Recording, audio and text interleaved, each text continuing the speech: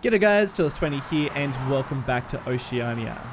So we've been working on Oceania for a little while now and we've got a great looking map, we've got a lot of squiggly roads all over the place and that's kind of it for the city. All we've got really is this downtown and it's looking a little bit unusual amongst all these roads.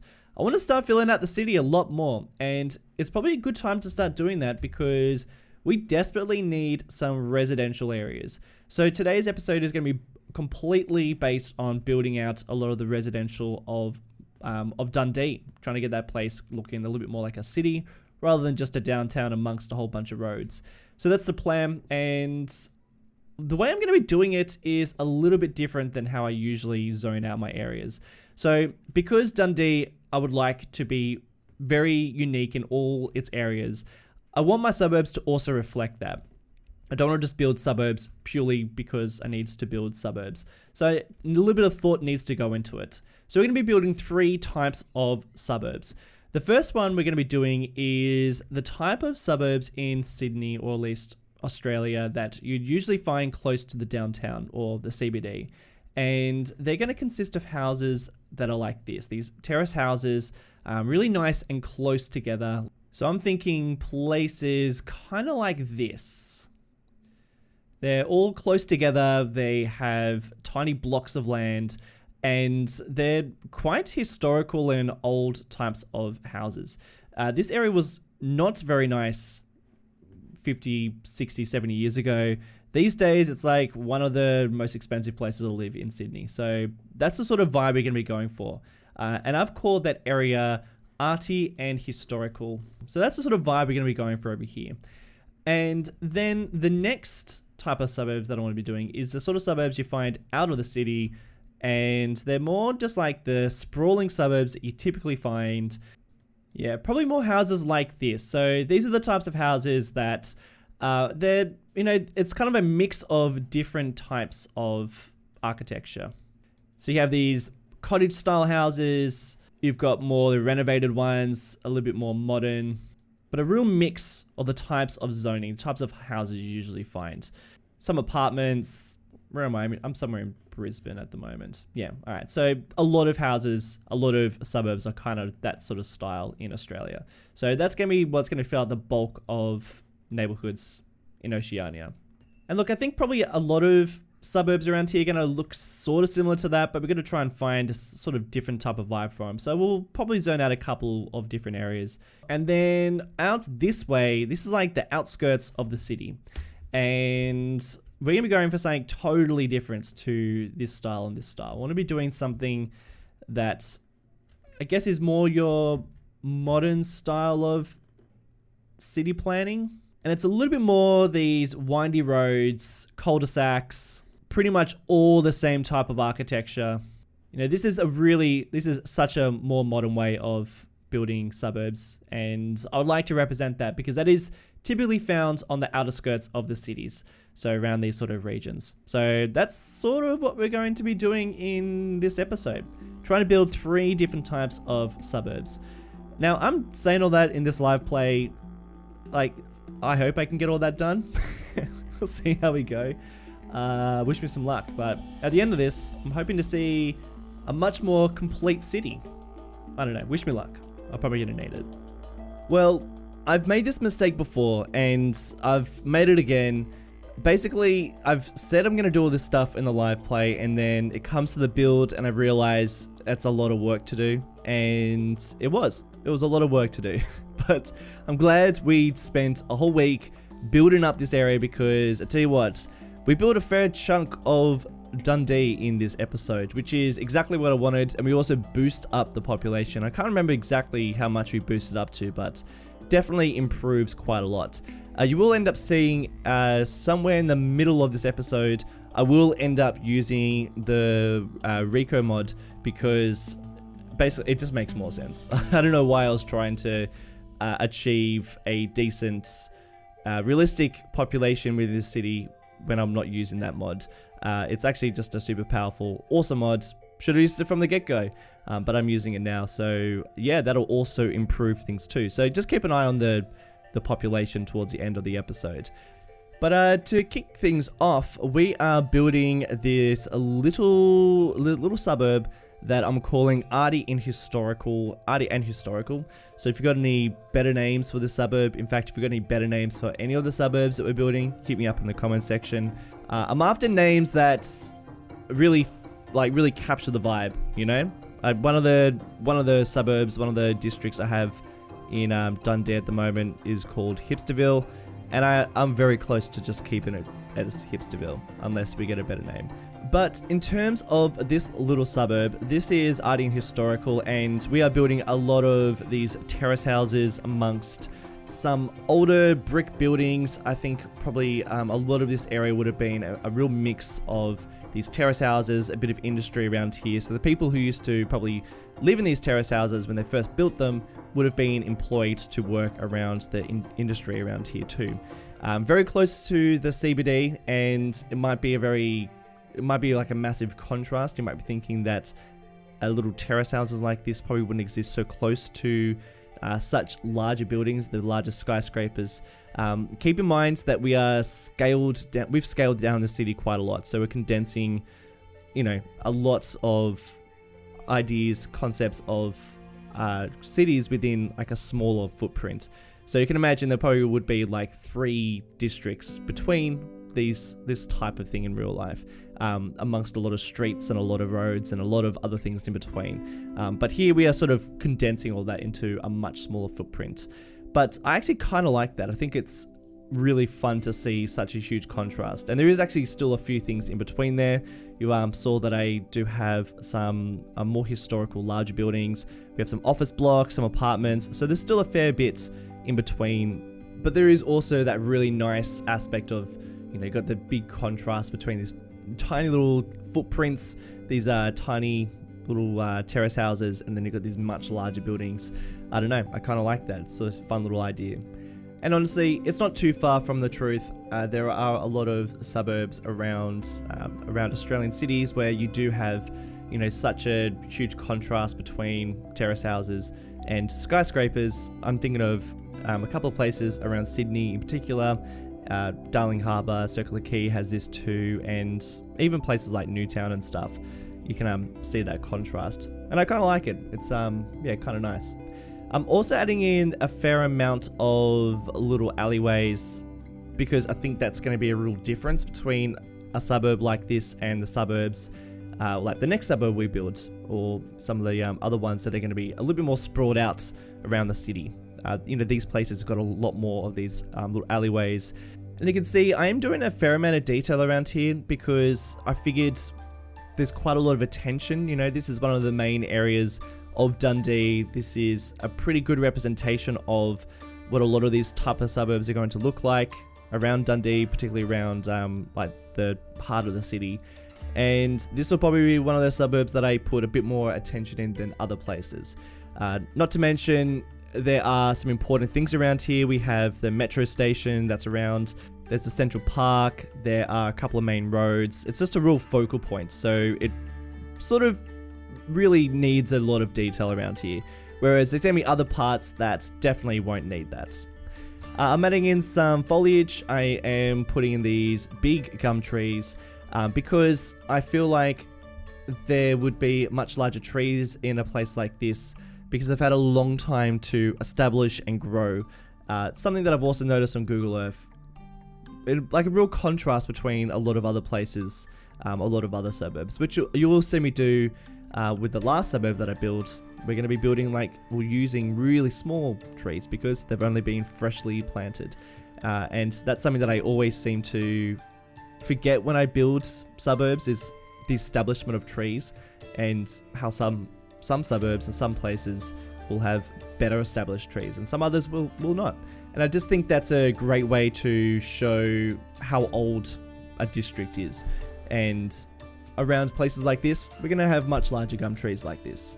You can see that I'm now adding in some more modern buildings around here, just sort of on the fringes of this this suburb, to really show the contrast. That's really just to really exemplify how old some of these buildings are and show just how much they're really trying to keep a lot of the historicalness of this place. really alive. So, you know, a lot of these industrial buildings that you've seen me scatter around the place, I'm imagining a lot of these are now office blocks. Some of these are probably apartments. Some of these probably got some trendy cafe down below or some art installation. But we'll come through and add in a couple little extra details down the track, particularly when we start getting some more custom assets, which are on the way, which is pretty amazing. But yeah, that's something that I plan to do a little bit later on. But right now we are working on this metro station. Didn't expect to work on this in this episode, but this really just shows how carried away I really got with this build. But this is pretty fun, and I wanted to just do something a little bit more unique rather than just leaving the stairs come down to this area, because this metro stop is on a pretty big slope. I wanted this part to be on ground level, so we've got this little entrance way, and we've got a Woolworths, which for those of you overseas, never heard of Woolworths, it's basically just a supermarket in Australia, a chain. There's a couple of them. Woolworths is one of the main ones, and I kind of just did a little PO work on it so I could just splice them in there, and that's kind of it for that suburb. I mean, I feel like I deleted a lot of footage, because that was over a lot faster than I expected. So I think if you really want to see all the intricate little fun details of that place, stick around for the cinematics, because I show you that in much greater detail. I actually took a lot of cinematics for this episode. I don't know why, I just was really enjoying it. But now we've moved on to this next spot, and I wanted to do something a little bit different and build a suburb that was, you know, a very typical suburb you'd usually find in Australia. Real mix of houses, a little less of a mix than what I was showing on Google Earth. Instead, I decided to go for similar architectural style for most of the houses, which is this brick type of house. Very, very typical within Sydney. A lot of the suburbs look like this, typically around the inner west, Western Sydney. There's a lot of suburbs like this. And I guess you'd probably call the architectural style similar to, like, I guess a bungalow, but I don't think anyone's really calling it that. It's just a brick house, really. It's just a little brick house. But for some reason, I decided that I had to make sure that most of the rooftops were orange, and that was fine doing just this little block down here, but not fine trying to do an entire suburb. So I don't recommend doing that. So dumb. Such a dumb idea. I'm happy with it now, but I did have to go through and change all the rooftops. So yeah, just not something that was that fun. And for this suburb, I decided to take inspiration from a suburb I used to live near called Haberfield, which is in Sydney. Haberfield has a pretty big Italian population, so lots of Italian restaurants and little grocers on the corner, and just like a little tiny church. So really cool community, and it feels very different to a lot of the other suburbs that are around that same area of Sydney. So I figured that would probably be a good source of inspiration, quite familiar with the place, and I decided to kind of model it based off that. And something you might notice is this highway that stretches alongside the suburb. And what I was thinking for this is, I reckon that this was probably at some stage a road, like just a single little street that has been upgraded to be this highway that now runs towards the city and goes into a tunnel, goes directly underneath the CBD. So it's like going to be a pretty busy road, but I thought that it's probably been upgraded over time to this new road, to this highway.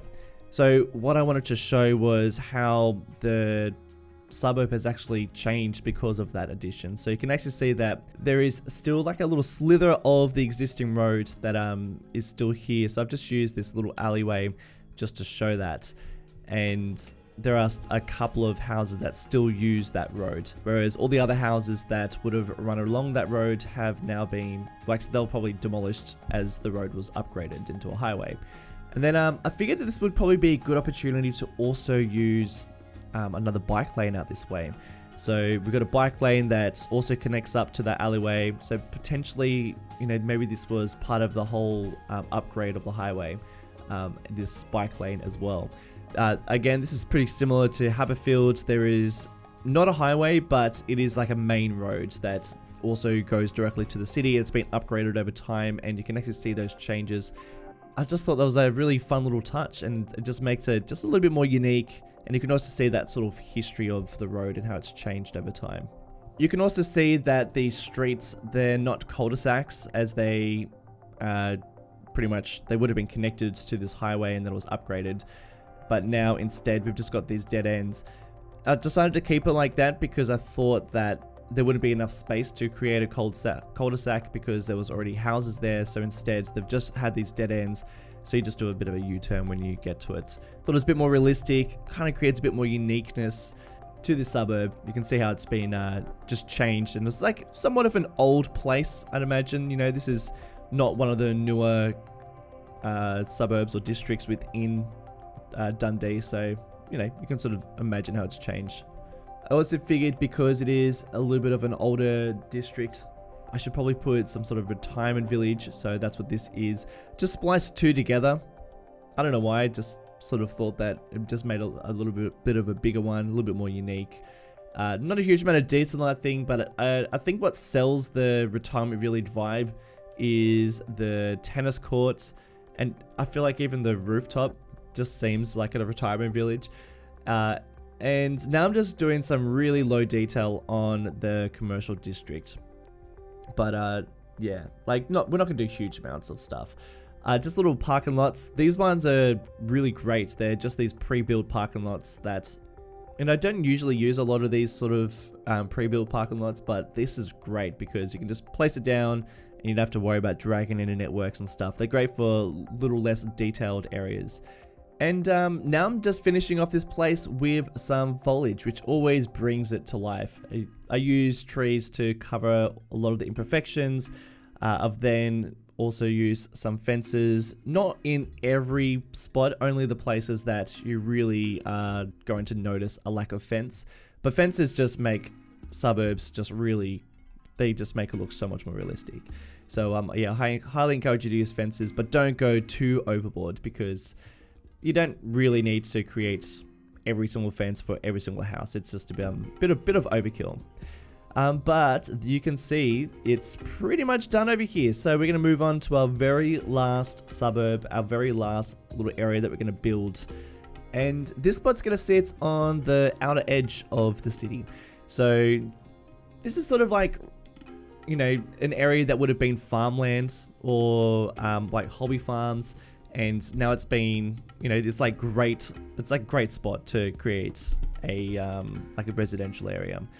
And you know, I say it's a modern style, a modern way of building a suburb, but it's probably not that modern. You know, they've been building suburbs like this for, you know, many decades, 50, 60 years. It's not exactly a new thing. But it's definitely the way that a lot of suburbs are being built these days. So we will get into that, but I forgot about this bit. This was a lot of fun. This is like the moment where I'm going, all right, I'm doing a lot in this episode. But what I'm doing here is I'm building a tiny roundabout. And I'm making it super tiny because, I mean, roundabouts are kind of really tiny. At least they are in Australia. We've got super tiny roundabouts, but in City Skylines, they tend to be quite a bit larger than they usually are. These are the types of roundabouts that are within these types of communities, within these suburbs, and of course, like highways where you've got, or you know, main roads where you have roundabouts. They're obviously going to be a bit bigger, which I think most people are creating. But this is like a little suburban roundabout. So dragged it over here just to test it out because I didn't actually know if this was going to work or not. So this is me just testing it, seeing how close I can get some of the segments. And I mean, it worked pretty well. And it works just like a roundabout, which is pretty fun.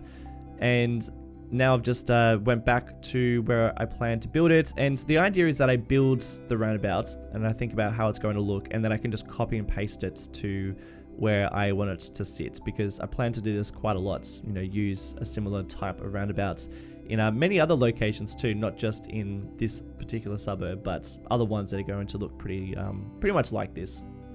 And so why am I building roundabouts? So I mean, There seems to be a lot of roundabouts in new development. I guess it's like a really effective way of moving traffic and traffic flow, but you know, it's really funny because you get into these suburbs and you're just like, oh, okay, now I'm just like constantly going in a circle because there's so many roundabouts. So I figured I would do a bunch around here just to really show the difference. And I hope you can actually really see the difference in the types of suburbs that I've already created. We've created 3 now, and I think they're so different from one another.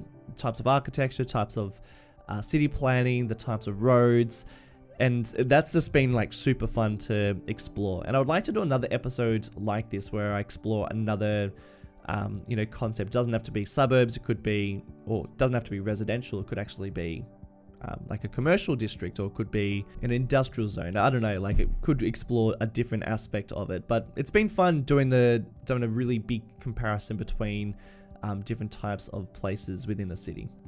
So what I'm doing now is I'm testing out these buildings that I thought I was going to use, but they didn't really work out. So I decided to change it to some other style of houses, and I really like the ones that I ended up choosing. The only problem is that some of the really nice buildings that I wanted to use, nice houses, they were bigger than some of the others. So I should be using, I don't know, maybe like 3x4 tiles or 2x4, you know, that sort of rectangular shape. Whereas a lot of the houses within this architectural style, within these buildings, they were much larger. And usually within these suburbs, every house pretty much has the same block of land. It's very unlikely to find a house that actually has, you know, all of a sudden this guy's got a bigger place. That's not usually how they work. So I just try to like smush them all together, and hopefully you don't really notice. I think the payoff of having those types of houses that are slightly larger, I think they look really cool. So I figured I'd just keep them, and then maybe some other suburbs that I build, they can have some of the more typical types of houses that you'd find, or shapes of houses they could find. But yeah, just like finishing this bad boy off by, I thought, you know, to show that these are, you know, this is like a modern, or this is like a new development. It's still being built. There's still areas that are not finished yet. So that's why I've built that sort of drier little space there, because I figured that would be a new development. Still building out this area.